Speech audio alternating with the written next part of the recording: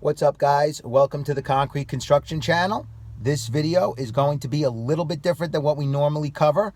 We're not going to have any introduction. There's going to be no editing. There's no machining that's going to go on. So if you don't like hearing my voice, then you better just click off. But if you want some good information, we're going to cover it right now. The topic we're going to cover is red flags that people are not going to pay you. I've been talking about scamming a lot in my videos, whether they be my own personal experience or experiences of others. And now I want to cover the red flags that you should see, that you should be ready for, that people pull every single day and they get away with it. And now let's get right into it. So the first red flag that I want to talk to you about is the extension of credit. Now, whether you give credit from the first day of the job or the last day of the job, this is a very bad idea from just the ground up. Because if that person does not have the money to float that job, chances are what's going to change in the next 6 weeks or whatever amount of time they give you. Now, yes, there are situations where the banks will give you money once the foundation is in. However, for a private owner, if they're doing a renovation to their home, that is not the case. They will actually get a loan to start the project, and then they have to show progress on that job. So if you work for builders like me or private people like that, the situations are going to be different. But my point is, for those of you who are watching this video, chances are you're not working for builders like me. You're going to be working for the general public. So when they're doing a renovation, they get money to start. Don't fall for that baloney that they got to show progress first. That's not true. Now, there are two types of scams that people run in this situation. Now, the first situation is they're paying you, you get to the job, you finish, you're at the very end, and then all of a sudden, the final payment becomes a problem. Now, a situation that I had, the guy paid me half of my final payment. So now his ideology is probably this, is that the money he owes me is so little, it doesn't pay for me to pursue it in court. A lot of people, what they'll do is they'll get you to the very end and then they'll beat you out of a little bit of money. If they do this to every single trade that's on the job, that actually amounts to quite a bit of money. Could actually amount to close to 6 figures, depending on what type of project they're doing. So be very, very cautious about that. And especially when you get to the final payment, try not to extend credit. Try to get all your money. I know it's very difficult to do, but especially if you're done with the job, but do the very best you can to be diligent with that and stay on top of them. Call them every single day. Emails, text, anything with a paper trail. Do not do everything. Do not do anything in person.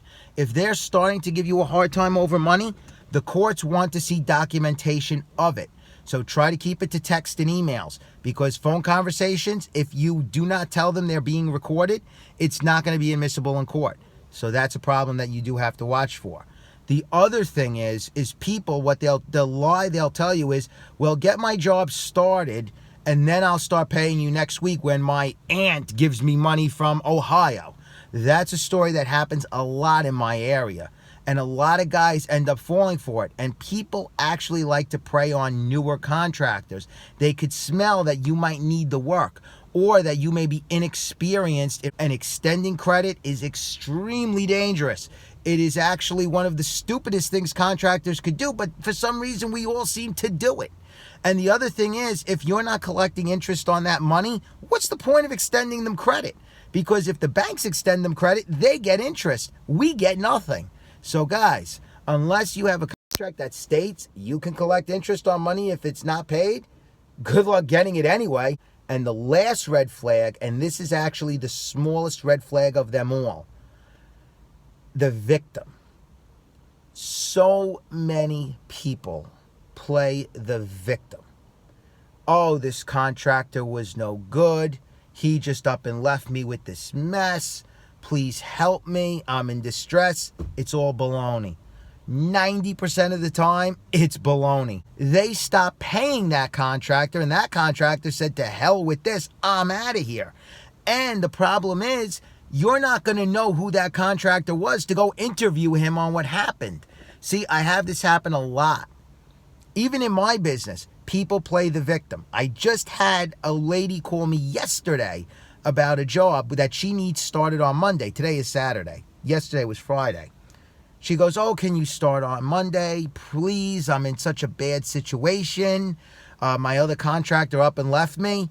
Well, why did he up and leave you? She wouldn't tell me why.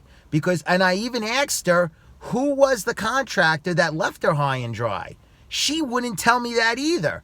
Chances are, if I made that phone call to that contractor, if I knew him or her, chances are I was going to hear a totally different side to the story. She might be conning someone. You have to be extremely careful. Then she started asking me for recommendations. I said, well, I really can't recommend anybody because everybody's very busy that I know. Because chances are, if she's trying to run this scam, I don't want my name attached to it. Oh, well, Mike, you gave me this person. How could they not pay? No, you don't want that. Be extremely careful when you start giving recommendations out, especially to people you do not know. Because I had a customer like that. They are great at playing the victim. Everybody on that job screwed them over. Everybody. And it gets to be the end, and it's like, well, nobody wants to finish their job. And they've got a song and a dance. Okay, guys, so RW just pulled in. Let's see what his opinion is. So, we're covering a video today for the people. And we're covering red flags to know if someone is going to beat you out of money. Well, we've covered some pretty good stuff. Red flags is when they're nice to you. When they're friendly. When they tell you how much they like you.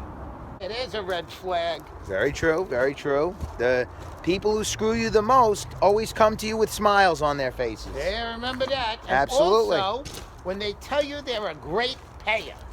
Yes. Oh, very good, guys. I totally forgot about that red flag.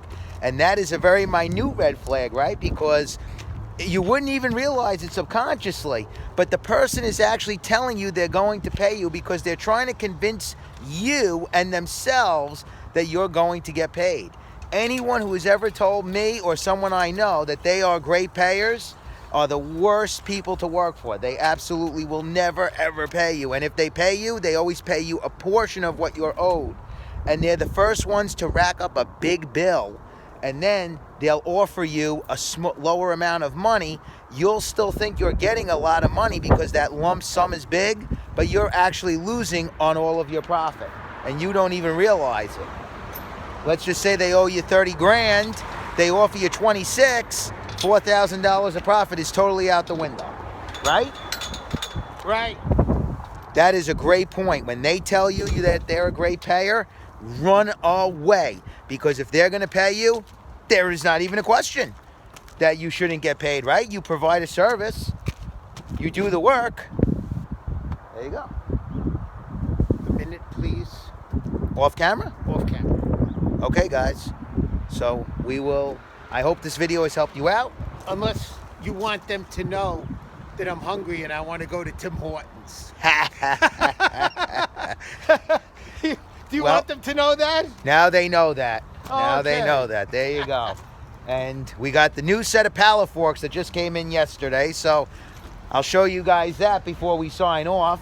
So as I always say, I hope this video has helped you out. Questions, comments, your experience, leave them down below because for those guys who are starting out, they may not know all the ins and outs. This is my new set of pallet forks. You can't see the tines. They're underneath the bucket. Now, I bought this from the guys at Kurt's Trading, Michael Thomas, very nice guy. I like working with him. I purchased quite a few items from him in the past. And I decided to get another set of pallet forks because that's my only set. And when I'm trying to move these pallets around, if I don't have my father's set in the yard, God forbid he should be using them, well, then you're out of business. So I got a second set this way. I got one for the yard and one for the job. So this one could go on either one. There's not one designated for each. It's just a matter of, you know, whatever is closest to me at the particular moment. But you can see these forks, they're a little bent up for the mesh cage, but that's not a real bummer for me. For some guys it may be, but for me that's perfectly fine. The tines are really nice and straight. All this is the original paint, not all rusted or anything like those forks. They were a little weaker. They got all the rust going on them. Paint is all gone. But you can see the step is bent up. So a little bit of bonus coverage for you there. So we'll keep you posted on those power forks and how they do. So anyway, guys, we're signing off for now. Unedited video. If you like it, let me know. If you want us to do something live, I think YouTube does something, YouTube Live or whatever. Let me know if you would like it, because I'll try to do it. And because we reached the 1,000 subscriber plateau, I think I'll start a Facebook page that you guys could check out. I'll let you know when it's up. I got to work on it. This way you can see some pics and maybe a short video of the jobs we do on a daily basis, so you don't have to wait for my next video to come out. So guys, have a good weekend. I will talk to you soon.